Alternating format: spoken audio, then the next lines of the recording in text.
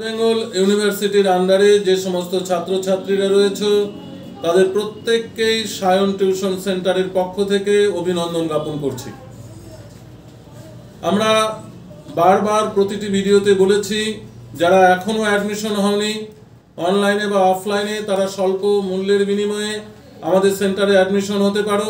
আমাদের যে contact number দেওয়া আছে, কন্ট্যাক্ট নাম্বারে যোগাযোগ করে অ্যাডমিশন হতে পারো। আমরা ইতিমধ্যে অনেক ভিডিও আপলোড করেছি। আজকে আমরা 4th সেমিস্টারের মেজর বাংলা যাদের রয়েছে তার একটি অত্যন্ত গুরুত্বপূর্ণ কাব্য সোনার তরী। সোনার তরী কাব্যগ্রন্থের একটি উল্লেখযোগ্য কবিতা সোনার তরী। সেই কবিতার প্রাসঙ্গিকতা প্রত্যেকটি লাইন ধরে ধরে পুঙ্খানুপুঙ্খ আলোচনা করব সোনার তরী কবিতাটি। তবে সোনার তরী কাব্যগ্রন্থ সম্পর্কে দু এক কথা বলা প্রয়োজন। সোনার তরী কাব্যগ্রন্থটি কবি রবীন্দ্রনাথ ঠাকুর 1894 খ্রিস্টাব্দে প্রকাশিত হয়েছিল। রবীন্দ্রনাথ ঠাকুরের অর্থাৎ 1298 বঙ্গাব্দ থেকে 1300 বঙ্গাব্দের মধ্যে শিলাইদহের পদ্মা নদীর বোটে বসে যখন রবীন্দ্রনাথ প্রকৃতির দৃশ্য অনুধাবন করছিলেন, তৎসময় এই সোনার তরী কবিতাটি তিনি লিখেছিলেন। অসাধারণ একটি রূপকধর্মী কবিতা সোনার তরী। এই সোনার তরী কাব্যগ্রন্থের একাধিক কবিতা রয়েছে। সোনার তরী, বসুন্ধরা, মানস সুন্দরী, বৈষ্ণব কবিতা, নিরুদ্দেশ যাত্রা, যেতে নাহি দেব, দুই পাখি ইত্যাদি ইত্যাদি অনেক কবিতা রয়েছে।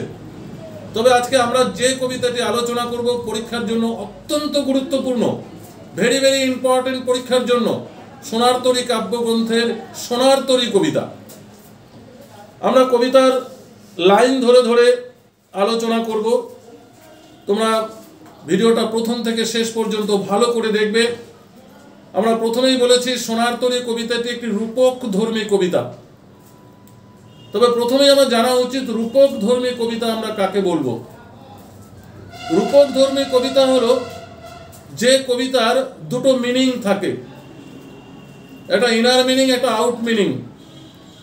অর্থাৎ ভেতরের একটা অর্থ থাকবে, বাইরের একটা অর্থ থাকবে, একটা অন্তর্নিহিত অর্থ, একটি বাহ্যিক অর্থ যে কবিতার মাধ্যমে উপস্থাপন করা হয় তাকে আমরা বলবো রূপকধর্মী কবিতা। ঠিক রবীন্দ্রনাথ ঠাকুরের সোনার তরী একটি রূপকধর্মী কবিতা, 30 লাইনের একটি কবিতা। যদিও এই কবিতাটি পুঙ্খানুপুঙ্খ আলোচনা করতে হলে একটু সময় সাপেক্ষ ব্যাপার, তবু পুরো ভিডিওটা তোমরা দেখার চেষ্টা করবে। সোনার তরী কবি রবীন্দ্রনাথ ঠাকুরের ছোট ছোট পর্বে লেখা, মাত্রাবৃত্ত ছন্দে লেখা এই সোনার তরী কবিতাটি। শোনো, বলছে, গগনে গরজে মেঘ ঘন বরষা, কুলে একা বসে আছি নাহি ভরসা, রাশি রাশি ভাড়া ভাড়া ধান কাটা হলো সারা, ভরা নদী খুঁড়ো ধারা খড় পরশা, কাটিতে কাটিতে ধান এলো বরষা।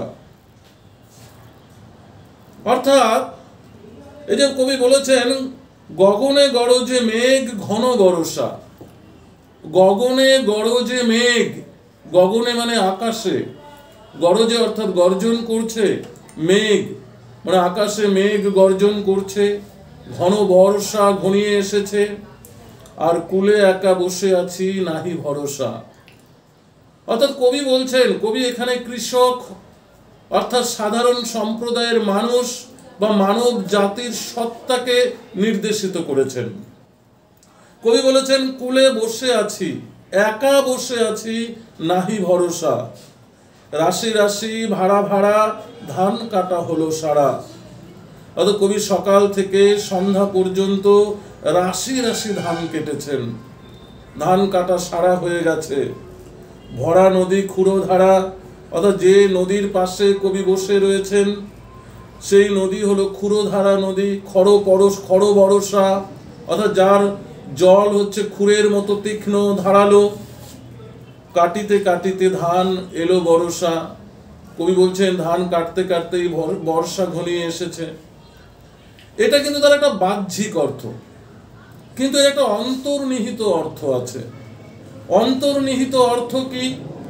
আমরা এই মানব জাতি, মানব সংসারে সকাল থেকে সন্ধ্যা পর্যন্ত, মানে হলো জন্ম থেকে মৃত্যু পর্যন্ত আমরা কি করি? এই নদী তীরে বসে, মানে এই পৃথিবীতে বসে আমরা একাধিক কর্ম করে যাই। অর্থাৎ ধান কাটি, ধান কাটা বলতে আমাদের কর্ম। কবির এখানে নানা সাহিত্যকে বোঝানো হয়েছে, সাহিত্য সম্ভারকে বোঝানো হয়েছে। দীর্ঘ জীবনে কবি রবীন্দ্রনাথ যে সাহিত্য রচনা করেছেন, সেই সাহিত্য সম্ভারকে তিনি ধান বলেছেন। যে রাশি রাশি ভাড়া ভাড়া ধান কাটা হলো সারা। অর্থাৎ কবি দীর্ঘ জীবনে তিনি যে সাহিত্য সম্ভার রচনা করেছেন, সেই সাহিত্য সম্ভারকে কবি বলেছেন যে ধান কাটা হয়েছে, অর্থাৎ ধান সঞ্চিত করেছেন, সেই ধানের কথা বলা হয়েছে। এই ধান কিন্তু সাধারণ অর্থে চাল, ধান আমরা যে ভাত খাই সে চালের কথা বলা হয়নি। এই ধান বলতে কিন্তু তার সাহিত্য সম্ভারকে, তার সৃষ্টি সম্ভারকে বোঝানো হয়েছে।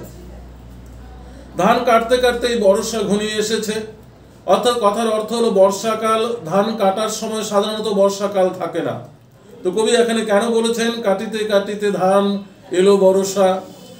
বলছে আমরা আমাদের সাহিত্য জীবনে, আমরা আমাদের মানব জীবনে কর্ম করতে করতে কখন যে আমাদের জীবনে বিপদ ঘনিয়ে আসে, অর্থাৎ কর্ম করতে করতে আমাদের কখন এই পৃথিবীর মায়া পরিত্যাগ করে আমাদের যে পরপারে পাড়ি দিতে হয়, কখন পরপারে পাড়ি দেওয়ার ডাক আসে, অর্থাৎ অকালে বর্ষা আসে, মানে অকালে মানুষের মৃত্যু কিন্তু ঘনিয়ে আসতে পারে। অর্থাৎ মানব মৃত্যুর যে সন্ধিহান, সেই চিত্রটাকে কিন্তু কবি এখানে তুলে ধরেছেন। তোমরা ভাবতে পারো একটা সহজ সরল ভাষার মধ্য দিয়ে তার অন্তর্নিহিত কথাটাকে কবি কেমন ভাবে আমাদের কাছে প্রেজেন্টেশন করেছেন। নেক্সট প্যারা আমরা যাচ্ছি। তারপর বলেছে, একখানি ছোট ক্ষেত আমি একেলা, চারিদিকে বাঁকা জল করিছে খেলা, পরপারে দেখি আঁকা তরু ছায়া মসি মাখা, গ্রামখানি মেঘে ঢাকা প্রভাত বেলা, এপারে তো ছোট ক্ষেত আমি একেলা। কবি বলছেন একখানি ছোট ক্ষেত, কবি বলছেন একখানি ছোট ক্ষেত আমি একেলা। একখানি ছোট ক্ষেত বলতে আমরা এই পৃথিবীতে জন্মগ্রহণ করেছি। পৃথিবীটা যত বড়ই হোক না কেন, মানব জাতির কাছে পৃথিবীটা ছোট ছাড়া আর কিছু নয়। আমি একেলা, অর্থাৎ এই গোটা পৃথিবীতে মানব জাতি সম্পূর্ণ নিঃস্ব। মানব জাতি একা ছাড়া কিছু নয়। এই পৃথিবীতে মানুষ একা আসে, একা এই জগৎ সংসার থেকে বিদায় নিতে হয়। তাই কবি বলেছেন একখানি ছোট ক্ষেত আমি একেলা, চারিদিকে বাঁকা জল করিছে খেলা। চারিদিকে বাঁকা জল কথার মানে কি? বলছে চারিদিকে বাঁকা জল আমি একেলা। বাঁকা জল বলতে এখানে পৃথিবীর মানব সংসারের প্রতিকূল পরিবেশকে বোঝানো হয়েছে। বাঁকা জল অর্থাৎ একটা প্রতিকূল পরিবেশ। এই প্রতিকূল পরিবেশের মধ্য দিয়েই মানব জাতিকে অগ্রসর হতে হয়। পরপারে দেখি আঁকা তরু ছায়া মসি মাখা। কবি বলছেন আমি যে নদী তীরে রয়েছি, নদীর ওপারে দেখা যাচ্ছে তরু ছায়া মসি মাখা। তরু ছায়া মানে গাছের ছায়া, তরু মানে গাছ, তরু ছায়া মানে গাছের ছায়া, মসি মাখা, মসি মানে কালি, অর্থাৎ অস্বচ্ছ একটা পরিবেশ। অর্থাৎ ওপারের যে পরিবেশটা সেটা হচ্ছে তরু ছায়া মসি মাখা। গ্রামখানি মেঘে ঢাকা, ওপারে যে গ্রামটি রয়েছে গ্রামটি মেঘে ঢাকা। প্রভাত বেলা, এপারেতে ছোট ক্ষেত আমি একেলা। অর্থাৎ এখানে ইহকাল আর পরকাল, অর্থাৎ আমরা যে জগৎ সংসারে বসবাস করছি এটা ইহলোক, ইহকাল। অর্থাৎ এই গ্রাম, কবি যে গ্রামের ছোট্ট একটা নদী তীরে যে খ্যাতে একেলা বিরাজ করছেন, আর ওপারে গ্রাম, যে গ্রামটাকে বলছে তরু ছায়া মসি মাখা, অর্থাৎ পরকাল। যে পরকালের ধারণা আমাদের কাছে অস্পষ্ট, যেটা তরু ছায়া মসি মাখা দিয়ে কবি কি করছেন, ব্যক্ত করেছেন। পরের স্ট্যাঞ্জা দেখো কি বলছে, গান গেয়ে তরিবে কে আসে পারে, দেখে যেন মনে হয় চিনি উহারে, ভরা পালে চলে যায় কোনো দিকে নাহি চায়, ঢেউগুলি নিরুপায়, ভাঙে দুধারে, দেখে যেন মনে হয় চিনি উহারে। গান গেয়ে তরিবে কে আসে পারে, দেখে যেন মনে হয় চিনি উহারে। অর্থাৎ তরি, এখানে তরি বলতে মহাকাল, সময়, যে সময় কারো জন্য অপেক্ষা করে না। কথায় আছে time and Ted not for wait, সময় এবং সমুদ্রের স্রোত কারো জন্যই অপেক্ষা করে না। সে সময়ের কালে আসে, সে সময় নিয়েই কিন্তু চলে যায়। অর্থাৎ গান গেয়ে তরি বেয়ে কে আসে পারে, অর্থাৎ এক মাঝি, অর্থাৎ মহাকাল যিনি। আর তরি বলতে মহাকালের যে ক্ষেত্র, তিনি কিভাবে আসছেন, গান গেয়ে গেয়ে আসছেন। আর কবি বলছেন তাকে দেখে যেন আমি মনে হয় তাকে চিনি। আমরা জানি, আমরা সময়কে জানি, কিন্তু সে জানাটা আমাদের কাছে অস্পষ্ট। তাই বলছে চিনি উহারে। চিনি উহারে বলতে কাকে বোঝানো হয়েছে? ওই গান গেয়ে যে তরি মাঝি চলে আসছেন, সেই মাঝিকে বোঝানো হয়েছে। ভরা পালে চলে যায়, অর্থাৎ মহাকাল কারো জন্য অপেক্ষা করে না, সে ভরা পালে সময় সময়ের স্রোতে বয়ে যায়। কোনো দিকে নাহি চায়, সময় কারো দিকে চায় না, সময় কারো জন্য অপেক্ষা করে না, সময় ক্রমাগত কালের নিয়মে এগিয়ে যায়। তাই বলছে কোনো দিকে নাহি চায়, ঢেউগুলি নিরুপায়, ভাঙে দুধারে, দেখে যেন মনে হয় চিনি উহারে। অথবা ওই মহাকালের যে সময় কোনো দিকে চায় না, ঢেউগুলোকে ভেঙে দুধারে পাল রেখে সামনের দিকে এগিয়ে যায়। কবি বলছেন সেই মহাকালকে যেন আমি চিনি। তাই বলছে মনে দেখে যেন মনে হয় চিনি উহারে। পরের স্ট্যান্ডারে বলেছে, ওগো তুমি কোথা যাও কোন বিদেশে, বারেক ভিড়াও তরি কুলেতে এসে, যেও যেথা যেতে চাও, যারে খুশি তারে দাও, শুধু তুমি নিয়ে যাও ক্ষণিক হেসে, আমার সোনার ধান কুলেতে এসে। কবি বলছেন ওগো, ওগো বলতে কাকে বোঝানো হয়েছে? ওগো বলতে বোঝানো হয়েছে সেই মাঝিকে, অর্থাৎ সেই মহাকালকে। বলছে তুমি কোথায় কোন বিদেশে চলে যাচ্ছ, একটুখানি তোমার তরিটা একুলে এসে ভিড়াও, তারপর তুমি যেখানে যেতে চাও চলে যাও। আমার যে সোনার ধান, অর্থাৎ আমি এই জীবনভর যে সাহিত্য সম্ভার রচনা করেছি, সেই সাহিত্য সম্ভারকে তোমার নৌকায় তুলে নাও, তোমার তরিতে তুলে নাও, তুমি যাকে খুশি দিয়ে দাও, কিন্তু একবার কুলে এসে তরি ভিড়ো। তাই বলছে এখানে যেথা যেও যেথা যেতে চাও, যারে খুশি তারে দাও, শুধু তুমি নিয়ে যাও ক্ষণিক হেসে, আমার সোনার ধান কুলেতে এসে। তারপর দেখো কি বলছে, যত চাও তত লও তরুণী পরে, আর আছে আর নাই দিয়েছি ভরে, এতকাল নদী কূলে যাহা কিছু ছিনু ভুলে, সকলই দিলাম তুলে থরে থরে, এখন আমারে লহ করুণা করে। কবি যখন সোনার সকল ধান অর্থাৎ তার সমস্ত সম্ভার যখন ওই তরিতে তুলে দিয়েছেন, তাই বলছে তরিতে আর জায়গা নেই, যা কিছু সমস্ত আমি তরিতে তুলে দিয়েছি। কবি তখন বলছেন তোমার ওই সোনার তরিতে কি একটুখানি আমার জায়গা হবে? প্রথমে বলেছিলেন যে আমার সমস্ত সোনার ধান তুমি নৌকোতে তুলে নাও, তরিতে তুলে নাও, তুমি যাকে খুশি দিয়ে দাও। শেষে বলছেন আমার কি একটু জায়গা হবে? এটা যেটা কখনোই পৃথিবীতে সম্ভব নয়। আমরা যতদিন পৃথিবীতে বেঁচে থাকি, আমাদের কর্মের মধ্য দিয়ে আমাদের কর্মই অমর হয়ে থাকে, আমরা কখনো অমর হতে পারি না। তাহলে পৃথিবীর নিয়ম বিরুদ্ধ। কবি সেই নিয়ম বিরুদ্ধ কথা বলেছেন যে আমাকে একবার তুলে নাও, অর্থাৎ কবি অমর হতে চেয়েছেন সেই তরিতে উঠে।